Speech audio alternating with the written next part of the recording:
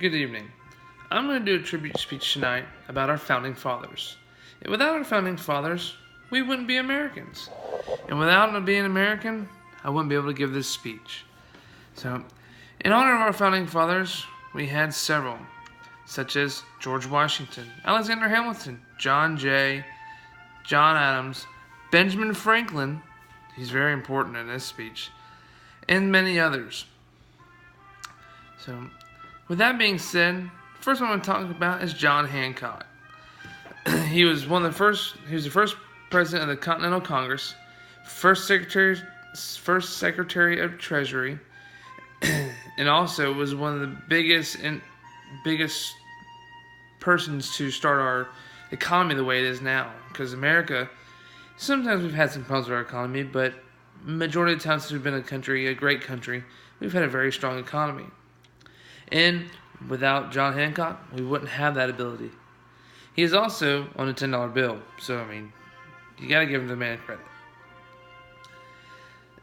He's also known for his signature on the Declaration of Independence because he wanted the British to know who he was. He didn't want to be considered a coward.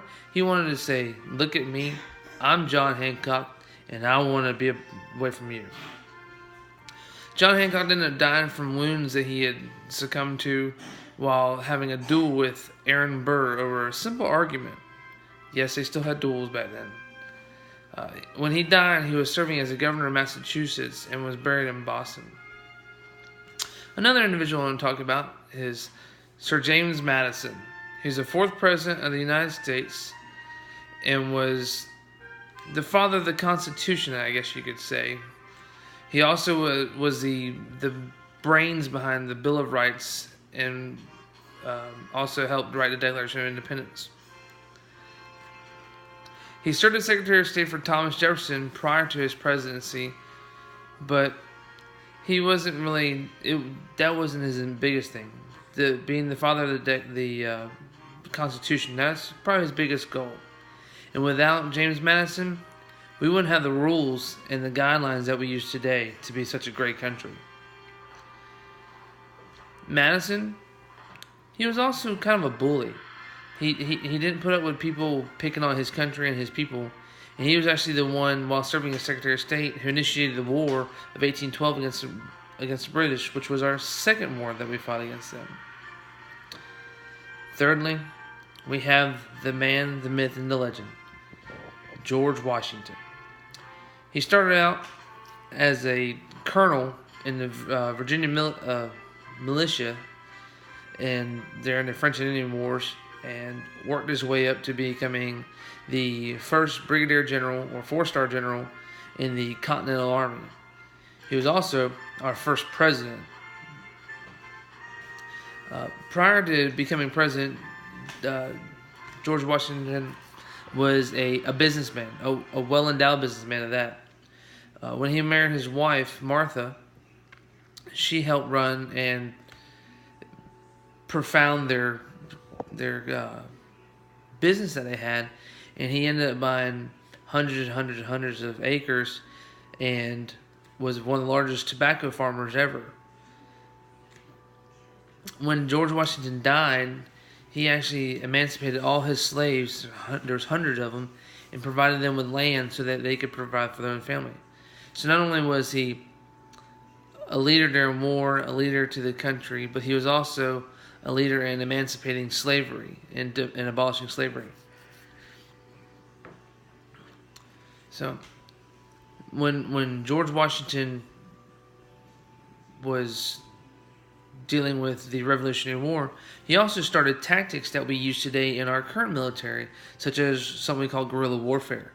He would sneak up on the British and use small groups of men to take out large groups of men secretively and quietly, and just be able to be effective where he needed to be.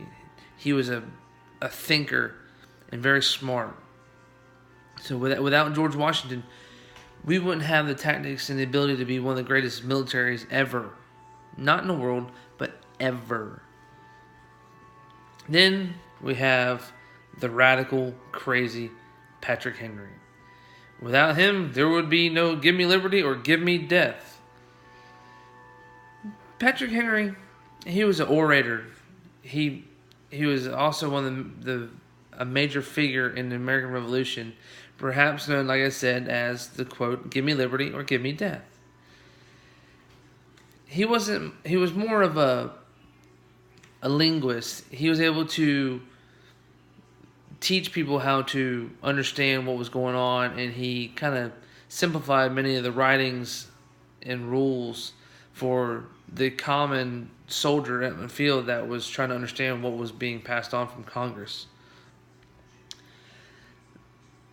Without Patrick Henry, the Bill of Rights themselves wouldn't be as bounding and as powerful as they are today, because not only was he opposed to British rule, he was also opposed to the American federalism that they wanted to come out with originally. He didn't actually accept anything about the new federalism until after the Bill of Rights had been passed and ratified. Not only was Patrick Henry a great revolutionary war individual and figurehead, he was also a very good lawyer.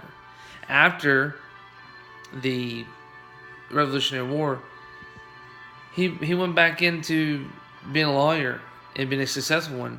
He was so successful that he actually turned down appointments to the Supreme Court Justice, Secretary of State, and the Attorney General. But not only was he a lawyer, he was also a family man. Married twice, but ended up having 17 children.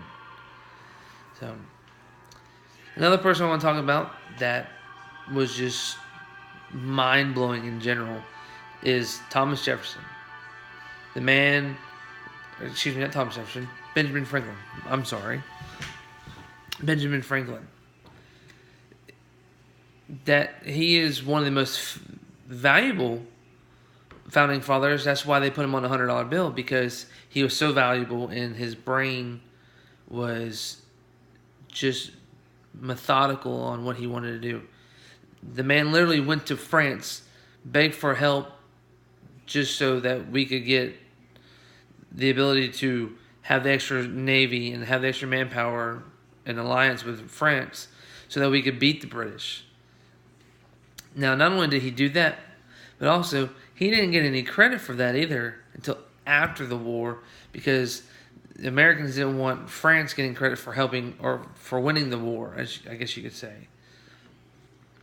So, and then Thomas Jefferson, he didn't put up with anybody's crap, I guess you could say. Was the third president of the United States.